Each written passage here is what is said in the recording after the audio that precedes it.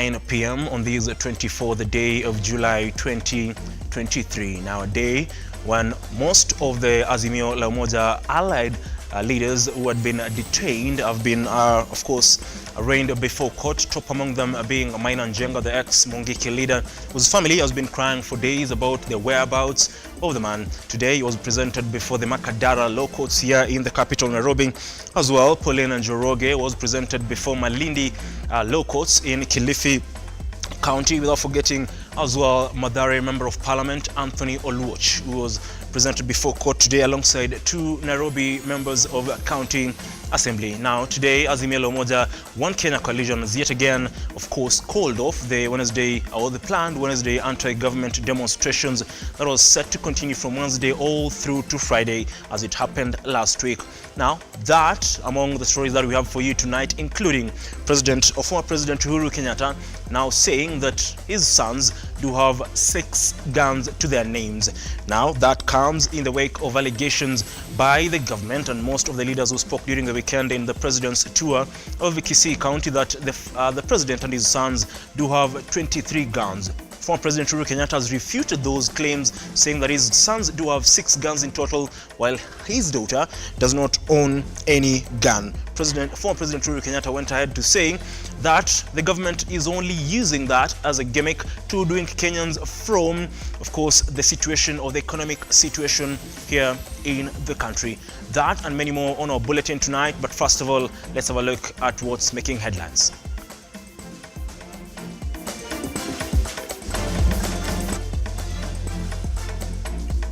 Tonight on the Spotlight, politician Maina Njenga charged at Makadara law courts as blogger Pauline Njoroge appears before Malindi law courts after arrest last week. The Shakahola tragedy should never have happened, says Bishop Margaret Wanjiru as she appears before the Senate ad hoc committee probing the Shakahola massacre. And the use of live ammunition is in line with the law, says a leader of majority Kimani Ichung'wah as he weighs in on the opposition protests.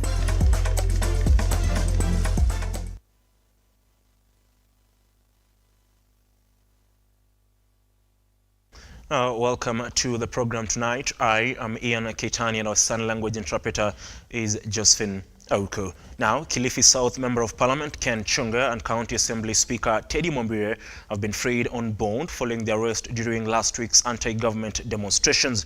The release comes as ex-Mungiki leader Maina Njenga was arraigned in court after days of plea from his family members crying about his unlawful detention.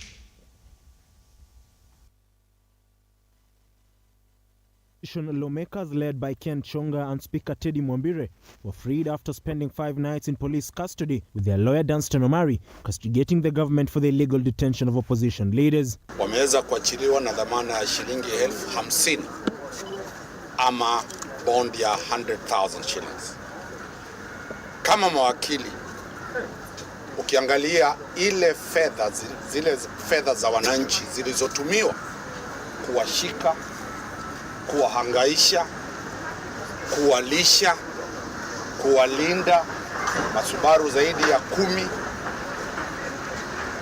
Kwangu kama wakili, naona kwamba tunapoteza mwelekeo. Actually, an attempt to silence people. I'm not going to go into politics about it, but then it is quite obvious that when a state has gone rogue, it has gone rogue. The opposition-allied politicians were arrested for organizing and engaging in unlawful assembly took a swipe at the law enforcers and the government over their arrests, insisting that freedom of expression is enshrined in the Kenyan constitution. Muda ambao kwamba mtu anaweza kushikwa kiholela, huo muda umepita. Wacha mtu awe amekosa. Na siongei kama mshakiwa, naongea kama Mkenya. Hii ni haki ya Mkenya. Haki ya watu kukungamana. Katiba iko juu kushinda mtu yoyote hapa Kenya. Wacha Mkenya apewe haki yake. Iwapo pengine kuna watu wengine wanafikiri wanaweza kutuogofya, basi waambie wawe pole sana. Kwa sababu sisi hatutafuti haki yetu, tunatafuta haki ya Wakenya wengi ambao hawawezi kusimama imara kutetea haki yao. Nyuma tutabaki kupigania haki yetu. Kitu ambacho kiko pale, tunaomba tu serikali iangalie kwamba maisha ya mwananchi maisha yamepanda sana, gharama imepanda sana, na kwa hivyo sisi tutasimama kidete mpaka tuone kwamba haki yetu inapatikana. Mathare MP Anthony Oluoch and MCAs Alvin Orlando and Peter Imwatok have been released on a cash bail of 100,000 and 70,000 respectively. The trio were being charged with organizing and bribing the youth to engage in an unlawful assembly. Elsewhere, blogger Pauline Njoroge has been freed. Njoroge was arrested on Friday and was being charged with cyber harassment and incitement. In the best interest of justice, as the court directs release of the first respondent from custody, forthwith and without any conditions, the court directs that the respondent, together with others, are going to cooperate with the investigative agencies. Ex-Mungiki leader Maina Njenga will remain behind bars pending a ruling on their bail application. Njenga, alongside 2 other Kenyans, are charged with being in possession of offensive weapons following the raid at his Kiserian home that led to his arrest. The prosecution detailed that 14 machetes, 24 Masai swords, 46 rungus, and 3 plows were recovered at his home. Now on to the story that I alluded to earlier in the bulletin, and Azimio la Umoja One Kenya coalition has postponed Wednesday demonstrations. In a statement on Monday, Azimio instead called on Kenyans to hold vigils for those who have been killed during the past protests. Now the statement reads, Azimio has made the decision that on Wednesday, rather than going to the streets for peaceful demonstration as earlier announced, we will hold solidarity parades and vigil for victims of police brutality in various locations in parts of the country.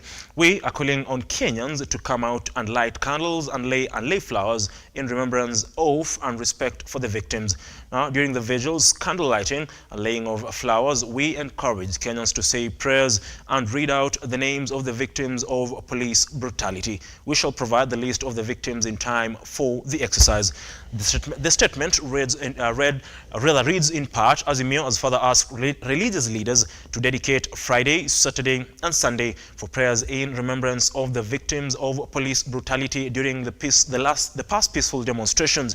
Azimio says so far 50 deaths have been reported, with hundreds of others being injured and admitted to hospitals with grave injuries.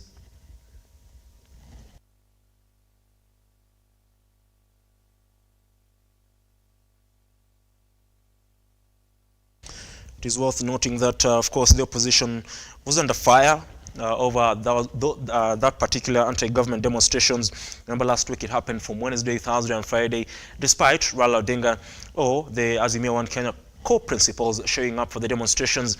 And they had announced last week that this coming week from Wednesday all through to Friday we'll be having similar demonstrations. And of course the head of state was very, very vocal, saying that no such demonstrations will be allowed, of course, apart from anybody engaging in destruction of property in those demonstrations. Now, it is only a matter of time until we, of course, get to understand better whether those particular demonstrations will be cancelled only for this week, but going forward, they'll just be holding solidarity parades. Now, moving forward, Majority Leader Kimani Ichung'wah has come out to defend the actions of the law enforcers during protests, saying they acted within the law, despite widespread criticism of police brutality. Ichung'wah went ahead to say instances where live ammunition was used is within the law. This comes as Azimio threatens to take the matter to the ICC in the Netherlands.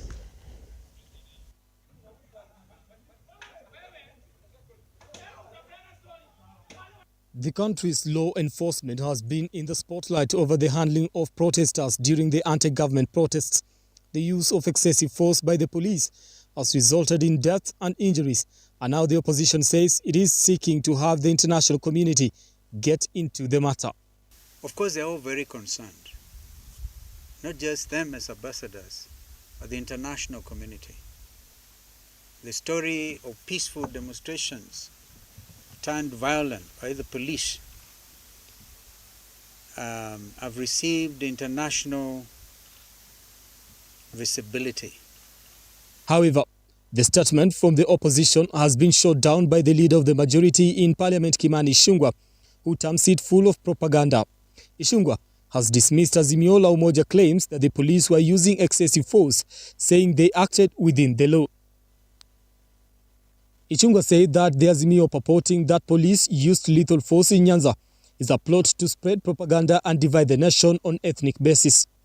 In the statement, Ishungwa justifies the use of live bullets on protesters, saying the police were protecting themselves. This comes as the opposition is now turning its attention and plea for help to the United Nations. Recently, Azimio's legal advisor Paul Mwangi said the opposition is inviting the United Nations Special Rapporteur on Freedom of Peaceful Assembly and Association Clement Nyaletoti to take a look into the unfolding events in Kenya in regards to protests and the handling of the protests by the police, which they say is in violation of the rights of Kenyan citizens to picket. The opposition is also collecting evidence of police action against protesters right from the Sabasaba protests to last week's 3-day protest. Azimio says this evidence will be crucial when it files a case against the government and the police at the International Criminal Court at The Hague. The call comes at a time as the government praises the use of force by police during protests. Pia our security forces, police wetu, na washukuru sana for your patriotism, for your professionalism. Na mimi nataka kuuliza, ile task force ilikuwa formed ya kuangalia maslahi ya polisi wetu. Waharakisha hiyo kazi, tuongeze polisi wetu mshahara kwa sababu wanafanya kazi mzuri ya kuprotect mali ya umma na kusimamisha maandamano. Your Excellency, I know our police force has been vilified for the actions that they have had to take to ensure that there is peace and our country, law and order thrives. Nataka kuambia polisi wetu, mkae imara, tunajua mnatishwa, lakini wewe ujue huwezi tupa mawe kwa police station. Kama nyinyi ya mwedi kwa barabara kuharibu mali ya watu, polisi watakaa police station. Kenya. Na hakuna mtu atatisha polisi wa Kenya wakati wanatekeleza wajibu wao wa kikatiba. Mimi kama rais nitasimama imara kuhakikisha kwamba polisi wetu wanatimiza wajibu wao kulingana na vile katiba inavyosema. Brian Amwai, Lookuptv, Nairobi. Thank you very much, Brian Amwai, for that particular story. Now, more church leaders have continued to oppose church control as proposed by the government. Appearing before the Special Senate Committee investigating the Shakahola massacre, Bishop Margaret Wanjiru of Jesus is Alive Ministry blamed the government for interference in church activities. It would be in order for us to admit this document. It was a scenario that cast aspersions to the religious sector, leading to months-long probe into the conduct of the so-called men of God and how they lure their flock into doing their bidding that cost them their lives. To ask these questions is General Paul Mackenzie was a taxi driver. And then he's holding a pulpit, he stands there, he commands people, they follow him. So there's a basis, there's a place we are coming from when we say, shouldn't we have some basic training? The Senate ad hoc committee investigating the murder of hundreds of people in the deadly Shakahola massacres orchestrated by preacher Paul Mackenzie. Today, the ad hoc committee took views from religious leaders and the public in general, welcoming Bishop Margaret Wanjiru of Jesus is Alive Ministries and self-proclaimed Prophet David Owor of the Repentance and Holiness Ministry to submit. And the doctrine, it boils down to the doctrine and the practice of church and the need for churches and denominations to be accountable and to follow the sound doctrine and sound practices. Is it okay for one man of God to dictate all doctrines, all curriculum, without question, and in perspective of the current situation in the country? Will it be fair for one man to do all this? And I think this is now when we talk about regulating the churches, because if we allow this kind of power to be exercised by bishops, I can tell you it will be chaotic, and I think that is exactly what Mackenzie was also doing in Mombasa. The pastors were put to task to explain to the Senate on how the conduct of the church should be and how to mitigate extremists, led by Bishop Margaret Wanjiru and David Owor. Among other religious leaders, have castigated the killings of the Shakahola cult, accusing their government through respective security agencies and the judiciary of failing to be vigilant amidst the murders. What is obvious is that it happened over a long period of time. It is not something that happened within a year or a couple of months. This is something that was ongoing for a very, very long period. But coming back to the question, as an advocate, I would not appreciate a scenario where a person wants to come up with a church and he just goes and duplicate another constitution. Does he have a calling? Does he even believe in what is in that constitution? That is why we have as many churches. I was even shocked the other day that still, even as late as last week, bodies are still being removed from the grave. This is unbelievable. And the place has been declared a security zone. I want to believe that our contribution here and presentation here will go a long way in adding value to the outcome of this committee. Stanley Lugaria, Lookuptv. A story by Stanley Lugaria brings us to the end of this first episode of this particular bulletin. But do engage with us across social media. Do let us know, what do you make of the decision by the Azimio la Umoja One Kenya coalition to call off the demonstrations? What do you make of the decision by the Azimio One Kenya alliance to call off the demonstrations? And on that note, we are taking a short breather. We'll be back with more stories on this bulletin. Don't go away.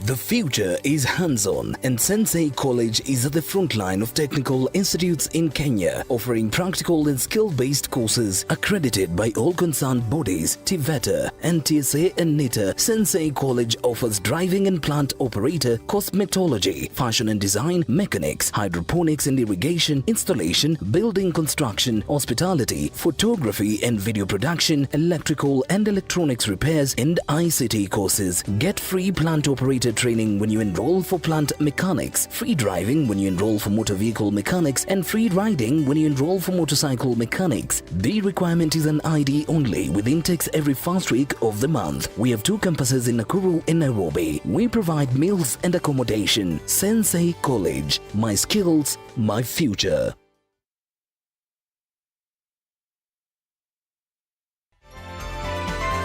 Infinity Industrial Park is one of the largest private industrial parks located along Eastern Bypass, Nairobi, which provides modern infrastructure for smooth operations for industries and business enterprises. Infinity Industrial Park offers world-class amenities and facilities with wide roads, a police station, a power substation, fire station, public transport stage, hospital, and shopping mall. In addition, Infinity Industrial Park also offers CCTV cameras, 24-hour private armed security patrol, sewer, water, fiber optic cable, and 3-phase power connection. Added to public utility, canteen, and dining areas. Sail on the golden opportunity to invest in Infinity Industrial Park, fully serviced warehouses at a special price of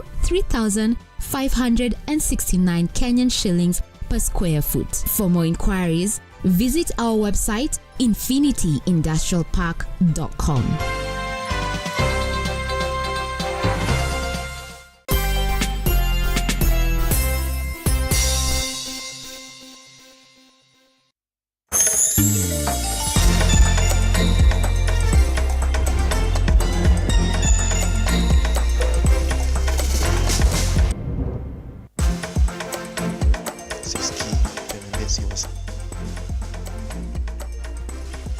Thank you very much for staying with us.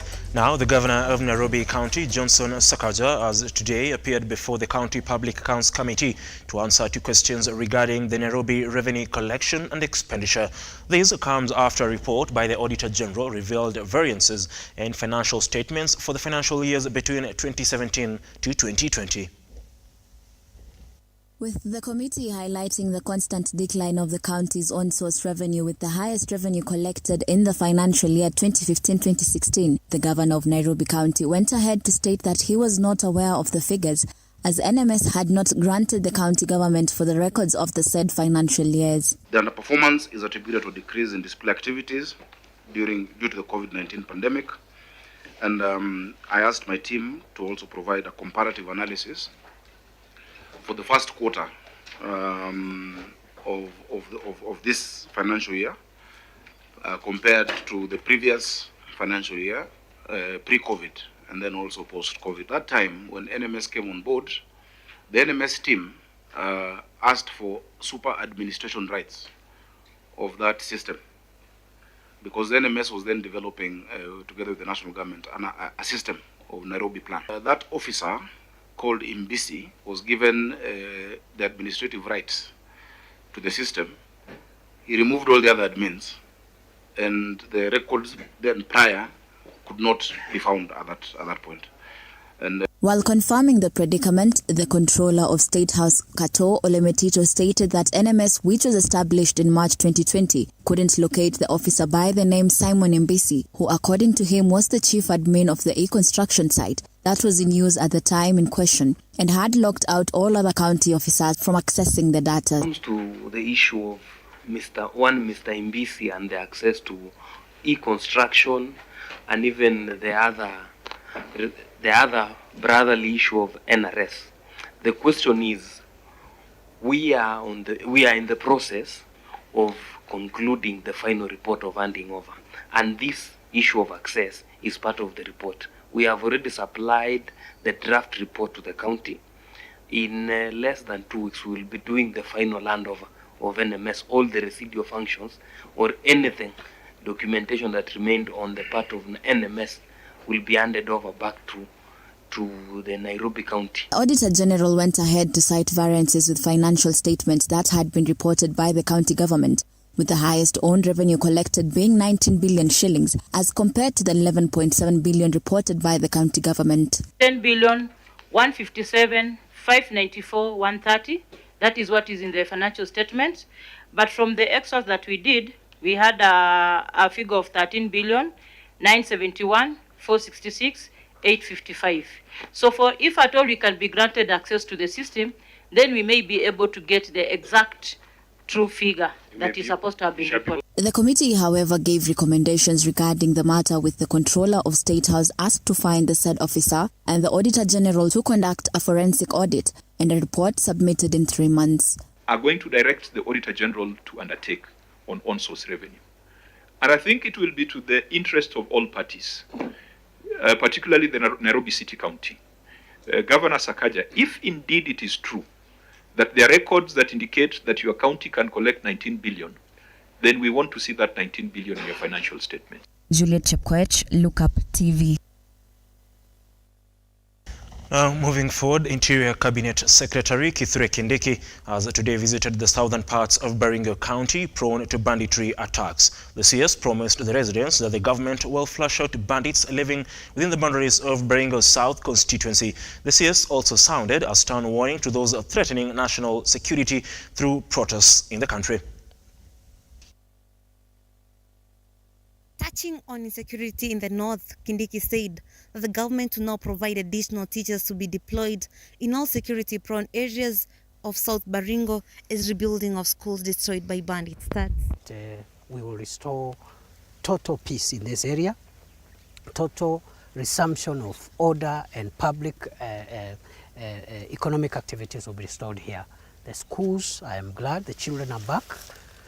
We are proceeding on with the reconstruction of the school. All areas gazetted as disturbed and dangerous remains gazetted and out of bound to all unauthorized persons, and anyone found there will be treated as a bandit, therefore facing the full force of law as it has been spotted to be a hideout used by bandits. Gorges, caves, hills, valleys, which were used before as hideouts. And I want to confirm that those areas remain gazetted as disturbed and dangerous. We have not lifted the gazette notices. They will remain gazetted as disturbed and dangerous areas, and they are out of bounds for every member of the public. Any person who is found in those areas will be treated as a suspect of armed banditry. Southern parts of Baringo still remains to be in security-prone areas as residents called the government to put in place to beef up security. Maven Getembe, Lookuptv, Nairobi. Now, 72% of Kenyans feel the country is headed in the wrong direction. This is according to research conducted by InfoTrack. The research poll says Kenyans have attributed the high cost of living as the reason why they feel the country is losing direction. Some of the issues Kenyans raised as a concern include the high cost of living, unemployment, quality of education, and the cost of doing business, among others. And the state of the nation become the latest subject of debate. The latest research by InfoTrack shows that 72% of those who participated in the research feel that the country is going in the wrong direction. 15% feel the country is heading in the right direction, as 12% say they do not know. Of the 72%, 93% of Kenyans say the reason why the country is heading in the wrong direction is because of the high cost of living, 23% claiming it is because of unemployment, as 19% say it is poverty, while 14% claiming it is poor governance. The report also showed that 75% of those who feel the country is heading in the wrong direction think that the President William RUTO is involved in leading the country towards the wrong direction, and while 81% of those who feel the country is on the right track indicated that the President is responsible. 73% of Kenyans who participated in the survey were women, indicating that the country is headed to the wrong direction, while 70% were men. Led by counties in the northwestern region, they have noted that there is need to reduce the cost of living, considering that it has increased by 13% since March this year. 59% claim that the difficult living condition is caused by the increase in oil prices, and 49% claim it is because of taxes charged to Kenyans. And the Finance Act still hangs in the corridors of justice. Nation Mungasia, Lookuptv. Thank you very much, Shin Mungasia. Now, the prime convict in the gouging out eyes of baby Junior Sagini will serve 40 years behind bars. Other accomplices, including his grandmother Pacifica Nyakerario and Aunt Rael Nyakerario, will serve 10 and 5 years in prison respectively. The three had been facing charges of causing grievous bodily harm in a marathon case that had been running since December of 2022. Into consideration the discourse above, I arrive at the following decision to be an appropriate sentence in the circumstances. I'll start with the third accused person, Rael Nyakerario Mayeka. She's sentenced to serve 5 years imprisonment.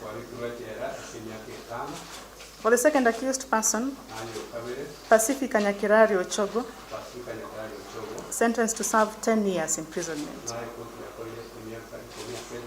However, for the first accused person, who was a muscle behind the offence hearing. He is sentenced to serve 40 years in prison. Right of appeal, 14 days. Well, indeed, some would say justice has been served. Now, Deputy President Rigathi Gachagua has called for a relook at existing financial systems for the agricultural sector, saying they were disadvantages to African countries, yet needed better funding. Now, while addressing a high-level session on financing food systems transformation during the ongoing United Nations Food Systems Summit in Rome, Italy, on Monday, the Deputy President said the continent continued to face challenges frustrating agricultural production, while calling for favorable funding systems for the sector.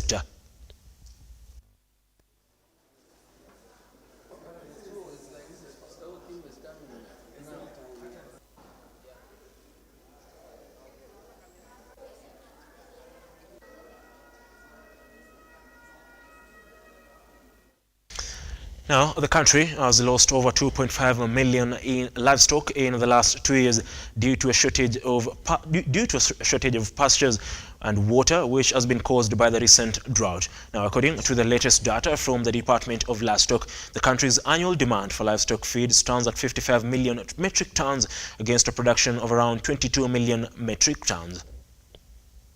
According to Dr. Christopher Wanga, Director of Livestock, the country has been facing an acute shortage of livestock feed and fodder for the past 2 years after the rising prices of livestock feeds due to climate change, COVID-19 and Russia-Ukraine war. Dr. Wanga said that they're working with several development partners on a plan and that a 10-year strategy has been put in place to address the issue. The cause of death was starvation arising from lack of water and feed. And that is why the issues on mitigating drought effects on animals is key, and therefore we wish to applaud the current government because of the initiatives. We have the de-risking livestock inclusivity project that is addressing the drought issues in 21 counties of this country. Elsewhere, Miraa traders at PI Shopping Center along Embu-Mwea Highway are set to relocate to Gathoge Market due to the rise of being hit by speeding vehicles and motorbikes. Speaking during the inspection of the new Gathoge Market, where the traders are set to move, Njokoini MCA Timothy Kariuki said that the relocation is in line with the government proposal through the Ministry of Transport to move traders away from the highway for the safety of the residents and traders. Ni vyema serikali itilie na ifanye wao watu iwaongereshe, iwaoneshe umuhimu wa kuwaleta hapa, kwa kuwa hapa Gathoge tuna space ya kutosha. Na kama muuzaji wa miraa, nasema hata maisha yetu hapa kwa rami inakuanga hatarini, hata gari inaweza kosea njia ituue. Lakini nasema hivyo serikali ya Kirinyaga imetufikiria, tunasema ni asanti na tunasema twende Gathoge. In Kakamega County, a family in Mulwanda is in distress after they found a body of a 26-year-old man in a maize plantation in the area. The decomposing body had injuries, mutilated with the genitals missing. The family has condemned the heinous murder, asking the government to intervene and conduct a comprehensive investigation on the matter. Finally, a young woman from Bomachoge, Kisii County, committed suicide after she plunged herself into the family well and drowned. Tabitha Oyaro, aged 22, was with her mother on the farm when she excused herself to return to her parents' house for lunch. Upon arrival, she jumped into the well, prompting her brother, who was around, to seek assistance from the neighbors to retrieve her, but it was already late. Shida yenye imefanya huyu msichana ajiue haijajulikana, maana tangu asubuhi walikuwa kazini na mzazi mama yake, na akamwacha mama yake akarudi nyumbani akimwambia anakuja kula chakula. Sasa hapo ndio akaamua kuchipeleka kwa kisima akachirusha, lakini kuna ndugu yake alikuwa anapita akasikia kelele kutoka ndani, naye akajaribu kukimbia huko, akapata ni yeye. Alijaribu kumsaidia, lakini msichana hakuwa na nguvu kutoka ndani, ndiye akaitisha usaidizi kutoka kwa wananchi. Hadasa Crystal, Lookuptv.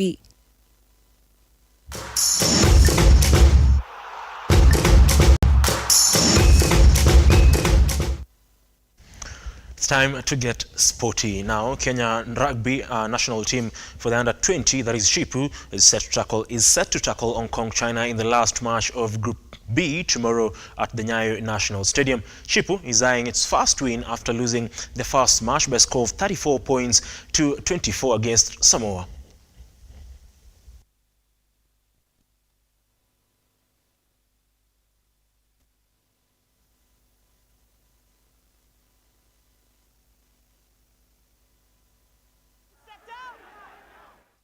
On to matters of golf and Barry Golf Cup. Michael Karanga broke the record of the Barry Golf Cup tournament by registering 64 points Now the winner of the tournament was awarded 92,500 shillings, while of course a total of 20 amateur golfers received 400,000 cash awards. Now the 3 days tournament that was held at the Mombasa Golf Club attracted a total number of 78 golf players.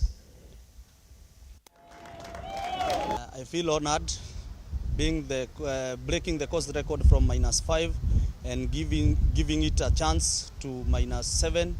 I think it is an honor being in Mombasa and bringing the course record. I think my aim today was just to keep on fit and try to go deep as possible. The weather condition was good. This course, Mombasa course, is the best of the best. I think it is a green course. You can score depending with the wind. Today there was no wind, green on regulation, one putt, and you go. I must also give compliments to the Kenya Golf Union for making the Kenya Amateur Golf Championship events have prize money, that the young amateur golfers will be earning a living in this sporting activity is credit deserved. The perception has always been that golf is for some specific cadre of human beings. No, golf can actually be played by all and sundry. And we are proving the world wrong. Why? Because our captain here has already started the initiative right here at the club, where we have juniors coming in to learn golf and play golf. So that when the elders and the older generation comes out of the field, then we have the juniors coming in and taking over. So as a government, county government of Mombasa, we are ready to partner with them, just like I promised the chair, Kenya Golf Union.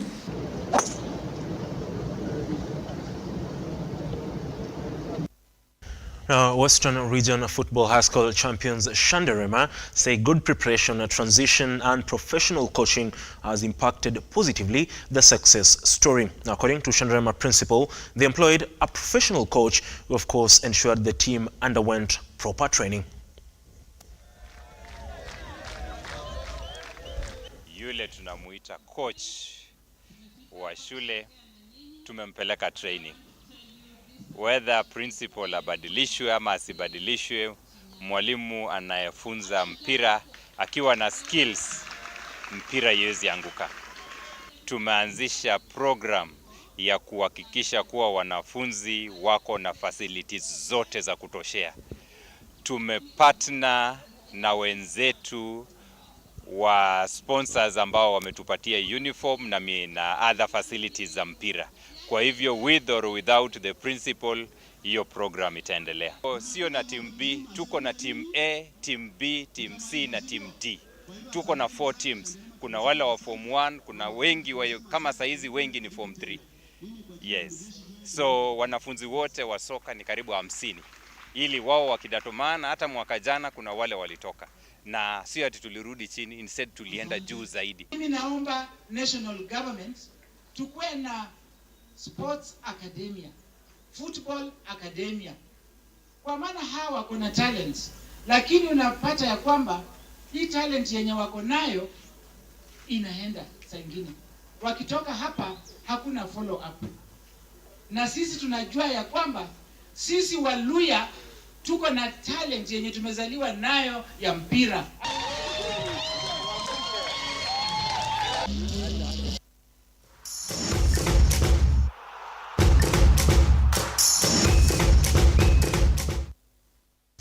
Now that particular story brings us to the end of this particular bulletin. Just so you know, my favorite team in the high school games, that is Cabernet Boys, were beaten in the Rift Valley Championships finals in Nyahururu by, of course, Solidarity Boys, that is St. Anthony's Kitale.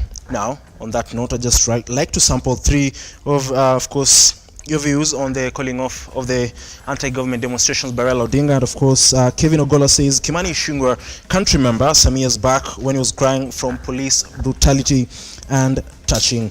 Of course, Felix says let the opposition give the government some time and we'll see whether they will be successful or not. Now, on that note, we've come to the end, like I've said, but remember it's Monday, so it's about matters Sports 360. And today, Oronje Kusimba will be talking to Mark Otieno, who is a Kenyan athlete. Remember, Mark Otieno did hit the headlines after, of course, he was shortlisted.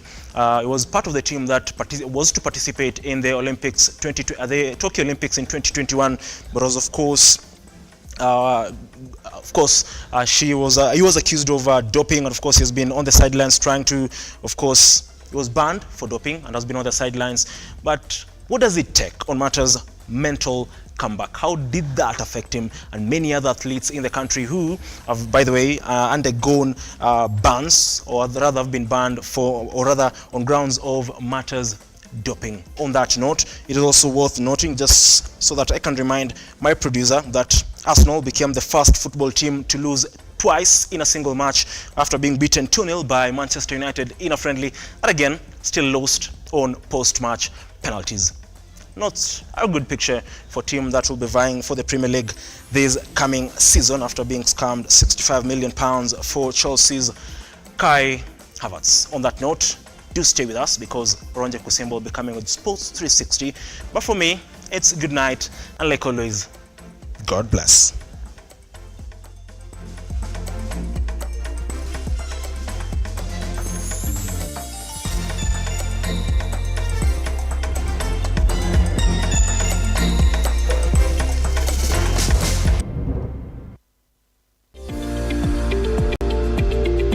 We value your feedback and welcome your complaints about our programming and operations.